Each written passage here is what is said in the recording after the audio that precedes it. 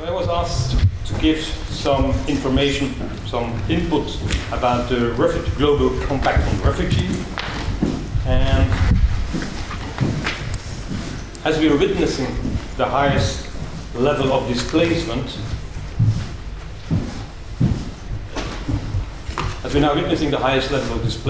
on record, the United Nations has reaffirmed its commitment to the international refugee regime with this Global Compact on Refugees. So you know that there's 70 million people around the world who have been forced from home, 26 refugees. What the refugee is not everywhere the same. Catherine spoke about the lottery of asylum, but certainly beyond Europe, the definition of a refugee in many jurisdictions leaves significant gaps in protection. But that is not addressed by the Global Compact on Refugee. What is absent too is the emergent notion of climate refugees. The Global Compact on Refugees does not remain totally silent on this displacement due to environmental change, but it refers a few times to those forcibly displaced by a natural disaster. But the need for a new governmental treaty on environmental displacement in the context of, for example, especially the climate change, is not advocated. The Global Compact on Refugees does not develop any new norms, but it calls upon the member states to respect the existing norms. In fact, the whole Global Compact on Refugees doesn't develop any new legal or normative obligations. Rather, existing norms who have been decided already since a long time are repeated time and again. The application of existing legal and normative obligations are clarified. The existing norms are consolidated within this single document of a mere 20 pages, and states are called upon to abide to those norms. It provides clear and authoritative guidelines on the existing obligations of member states. In a world in which states' commitment to the international refugee regime is under threat, there is indeed little appetite for new international treaties or for fundamental reform of the global refugee regime. Concerning identifying international protection needs, the only proposal is that in the context of large refugee movements, group-based protection can be provided. Other protection and humanitarian challenges are mentioned, and it's specified that maybe temporary protection and humanitarian stay arrangements could be offered. So it's interesting that this document, which has been worked so long, has in fact very little new to offer. And why do we have an international refugee? Why did states agree in the past to these obligations? For which reasons did the states agree to these commitments? So it's interesting to look back to see why did we start doing this. The reconstruction of the creation and consolidation of the domestic and international refugee regime can maybe offer some insights in the strength and weaknesses of the refugee regime and why we have it.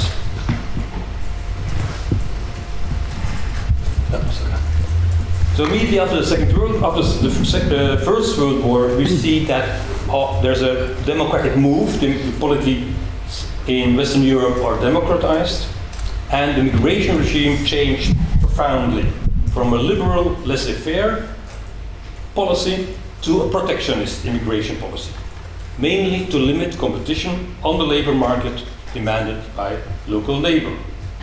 It was in fact a whole change in immigration policy within the context of organized capitalism, so reconciling the different interests of labor, middle classes, and capital.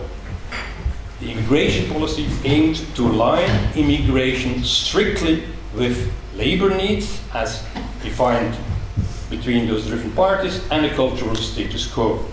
While in the 19th century, the market the market had been to a large extent the sole determination of migration flows. This changed in the 20th century.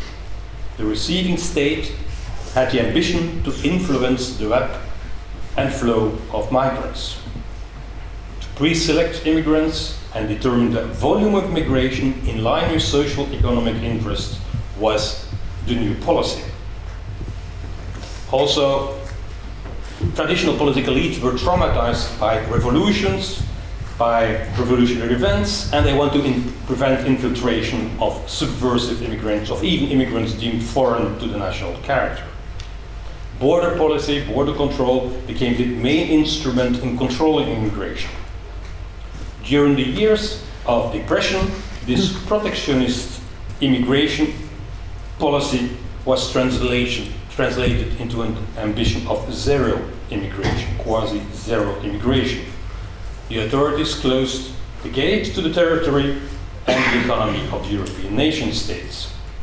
In that same year, and exactly that same year, 1933, the Nazis were determined to homogenize the ethnic and political composition of the population of Germany.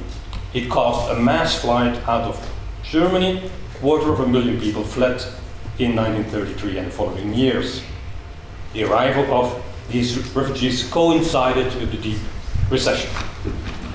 The obstinate refusal of refugees to return home, together with support of their political allies in the country of Ireland and some respect to human rights, a value that could be mobilized in political struggles, caused that these refugees could not be treated as any other unwanted immigrant that needs to be deported. The main gate remained closed, but the side door for refugees was opened. So we had a side door for refugees. So the sensitive cases around whom there was political contestation of their denial of access to the country were treated better. This improved the efficiency of migration management of the new democratic states. It made the protectionist immigration policy more effective by making an exception for the most recalcitrant cases. Refugee policy was invented and was mainly directed at improving the efficiency of migration management of these highly organized states. The main function of refugee policy in the 20th century was to legitimize a highly selective immigration policy. Here you see a mural which it's about 5 minutes from here, you can see it. It's a public mural that urged the refugees to restrain themselves, to make themselves invisible, and be thankful for the protection they received when they still could see, which you can still see here in Brussels. 5 minutes from here, it's a heritage site, but it's in a private home. So what does it say? For refugees, French, and then it starts in German, zeigt euch der Gastfreundschaft, die ihr in Belgium genießt, worthy. Show yourself the hospitality which Belgium accords you worthy. Führt euch stets in mustergültiger Weise auf, achtet die Sitte des Landes. Always behave in an exemplary manner. Respect the local customs. Macht euch nicht bemerkbar. Don't make yourself being noticed. Vermeidet es auf die Straßen und an öffentlichen Orten laut zu sprechen. Do not speak loud on the streets and in public places. Fahrdisziplin, es handelt ihren eigenen Interesse. Be disciplined. This is in your own interest. This mural is put there by the Refugee Committee, the Refugee Aid Committee, because that's where the place where you could be recommended to the Belgian authorities that you were indeed a refugee and that you could remain in the country. Nearly all of them had arrived illegally in the country. It's now a heritage site, and it's a very interesting document to see that in the 1930s, when what we would call now the refugee par excellence, the Jewish refugees, that not everybody agreed that they should be here. But they were not deported, they were granted asylum. James Hathaway, the legal scholar, puts it very correctly that refugee policy is functioning as a sluice gate in the dam of immigration control. It ensures, refugee policy ensures, that the pressure on the immigration dam does not build to a level that threatens to crush the structure itself. Refugee policy, through which uninvited immigrants who could not return home were able to stay, was an offspring of the protectionist immigration policy. Another innovation in migration management was the adoption of the principle of first country of asylum, a principle aimed at regional cooperation for burden sharing. A consensus had reigned that the first country offering asylum was responsible. But all these frontline states, the host countries, as it's now said in UNHCR speak, so the frontline states were eager to have some more extensive international coordination aimed at burden sharing.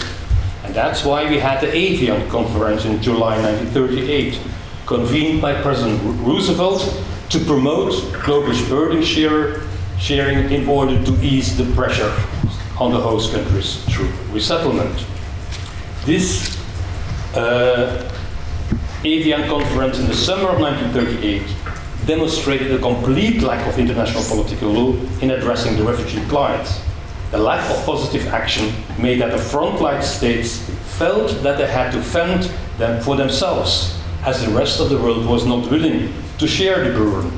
The arrival of ever more refugees, dumped and stripped of their possessions by the Germans, convinced the authorities of the countries bordering Germany that they should stop further immigration. Each of the European countries was afraid to become the magnet, implying that the most restrictive state set the tone. The fear of being out of step or too generous produced a spiral of restriction. Only forced migration, forced repatriation, deportation was turned out to be a useful way not to have asylum seekers from Nazi Germany coming. This map shows here the dispersal of Jewish refugees in the 1930s. All over the world they went. But in 1939 there was only one place you could go legally, that was Shanghai. Shanghai was the only place in the world with no immigration restrictions. It became the destination of 40,000 refugees who could pay for their trip to Shanghai. So this experience, this historical experience, has led to the Convention of Geneva, the creation of an international refugee regime. So this failure to protect refugees from Nazi Germany in the 1930s was a very powerful impetus for these changes. Most of the people drafting the Convention on Refugees of 1951 were people who had been involved in refugee policy in the 1930s. So this treaty defines who is a refugee. I'm not going to repeat the well-founded fear of being persecuted. But with this international refugee regime got a firm footing. It became a landmark treaty defining who is a refugee and spelled out the rights that they are entitled to receive, as well as the responsibilities of states that grant them asylum. So most important as commitment of national sovereignty is non-refoulement. The failure to protect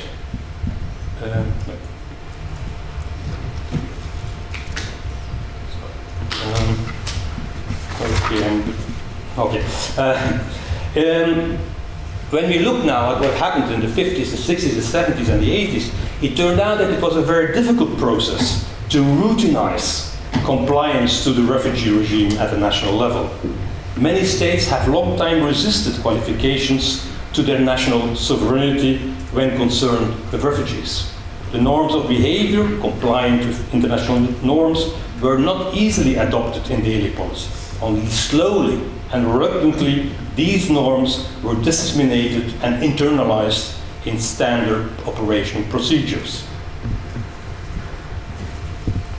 Another challenge to the refugee regime was that society evolved. But we see that the concept, refugee in international law, turned out to be adaptable to new concerns, to new sensibilities for protection. The refugee did take on new meanings, and those who were persecuted because of their gender or sexual orientation were considered, at least in some states and then in the European Union, as refugees who have no home to return to. that qualified them for protection. So the Convention of Geneva turned out to be a flexible, adaptable instrument capable of taking on new meanings. Refugee policy, the offspring of the protectionist immigration policy, became strongly embedded also in an international refugee regime. Different cases of resettlement operations, when the more than 200,000 Hungarians fled Hungary in '56, in 2 years they were all gone, nearly all gone, from Austria and found a place of abode somewhere else. So the boat refugees in Vietnam and the victims of ethnic cleansing in Yugoslavia have benefited from resettlement. So this experience, the historical experience we have with refugees, you see it in that refugee became an institutionalized category. In most population censuses, you have now a category for refugees. In Belgium since 1991, in the census, there's place for the refugees. Their legal status is specified with reference to one of the 98 countries they had fled. Also in the Summer Games of the Olympic Summer Games in Rio de Janeiro, there was a refugee Olympic team, a team with no flag and no national anthem, but a group apart as one of the communities among the communities of states. But at 2016, we were already at a critical juncture when the state of the global refugee crisis was unprecedented. The refugee Olympic team was a symbolic concession, a symbolic expression of the willingness of the community of nations to rally around the international refugee regime. The Global Compact on Refugees has the same ambition, but with clear-cut commitments needed of the member states. So one of the first things the Global Compact on Refugees wants is that the countries who are members of it withdraw their reservations, and that the numerous countries which are important for refugee protection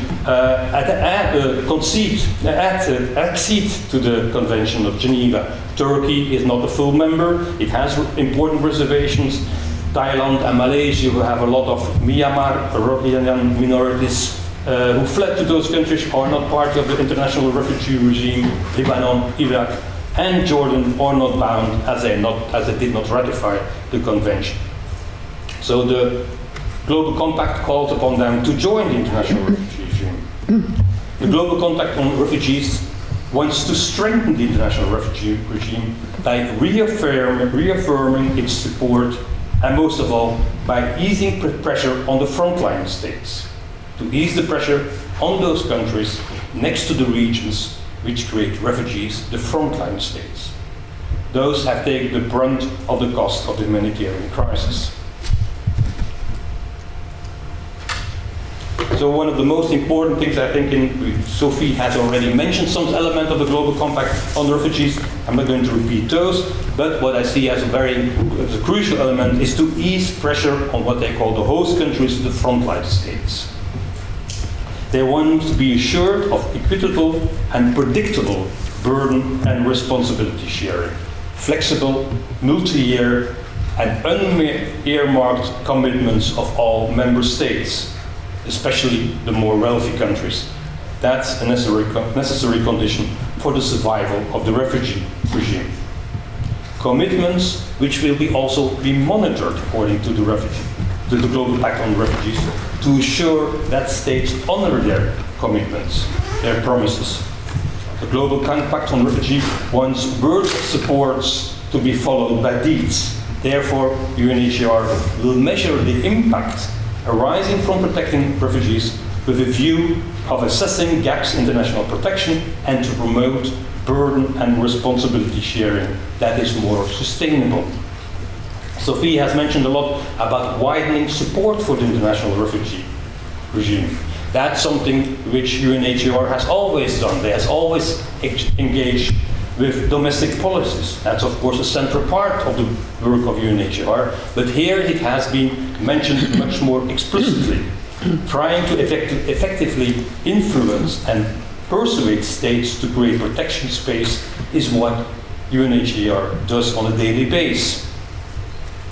Very important is that they also not only see states as their partners, but they mention also civil society, private actors, you name it, Sophie has mentioned them too. So they want to engage a wider range of states and more relevant stakeholders, which should give the international refugee regime a more solid foundation.